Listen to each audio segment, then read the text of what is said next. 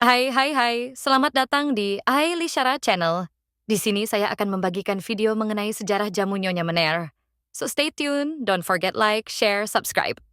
Perusahaan PT Jamu Nyonya Menir didirikan pada 1919 oleh Lau Ping Nio alias Nyonya Menir, lahir di Sidoarjo, Jawa Timur, pada tahun 1895.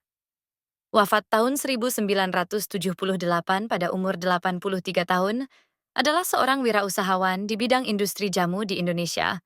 Namanya berasal dari beras menir, yaitu sisa butir halus penumbukan padi. Ibunya mengidam dan memakan beras ini sehingga pada waktu bayi yang dikandungnya lahir kemudian diberi nama Menir. Karena pengaruh ejaan Belanda, ejaan Menir berubah menjadi Mener. Di Semarang, berawal dari usaha meracik jamu untuk menyembuhkan suaminya yang sakit.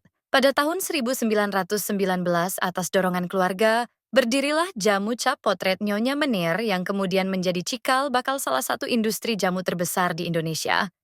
Selain mendirikan pabrik nih Menir, juga membuka toko di Jalan Pedamaran 92, Semarang. Perusahaan keluarga ini terus berkembang dengan bantuan anak-anaknya yang mulai besar. Pada tahun 1940 melalui bantuan putrinya, Noni, Ong Jianio, yang hijrah ke Jakarta, berdirilah cabang toko Nyonya Menir di Jalan Juanda, Pasar Baru, Jakarta. Usahanya berkembang pesat, menjadikannya salah satu produsen jamu terbesar di Indonesia. Dan perusahaan jamu Nyonya Menir pada tahun 2006 berhasil memperluas pemasaran jamu ke Taiwan sebagai bagian ekspansi perusahaan ke pasar luar negeri, setelah sebelumnya berhasil memasuki Malaysia, Brunei, Australia, Belanda, dan Amerika Serikat.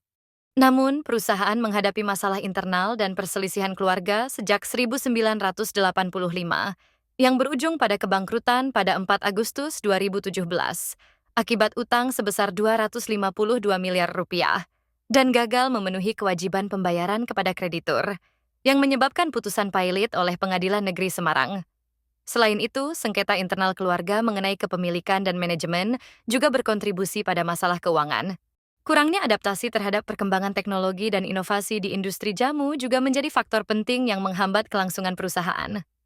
Di tangan ibu dan anak, Nyonya Menir dan Hans Ramana, perusahaan berkembang pesat. Nyonya Menir meninggal dunia tahun 1978, generasi kedua yaitu anaknya, Hans Ramana, Ong Han Ho, yang juga mengelola bisnis bersama ibunya meninggal terlebih dahulu pada tahun 1976. Operasional perusahaan kemudian diteruskan oleh generasi ketiga, yakni kelima cucu Nyonya Menir. Namun kelima bersaudara ini kurang serasi dan menjatuhkan pilihan untuk berpisah. Kini perusahaan murni dimiliki dan dikendalikan salah satu cucu Nyonya Menir, yaitu Charles Sairang. Sedangkan keempat orang saudaranya dan setelah menerima bagian masing-masing, memilih untuk berpisah. Untuk menghindari kebangkrutan, solusi untuk PT Nyonya Menir yaitu 1. Mengajukan kasasi untuk pembatalan pailit. Jika tidak bisa, maka dapat mengajukan permohonan kepada pengadilan untuk merestrukturisasi utang dan mendapatkan kelonggaran pembayaran. 2. Menjual aset yang tidak produktif untuk membayar utang. 3. Mencari investor baru untuk menyuntikkan modal dan membantu revitalisasi operasional. 4. Perusahaan harus memperkuat manajemen dan mengatasi konflik internal yang berkepanjangan. Thank you for watching, guys. Bye-bye.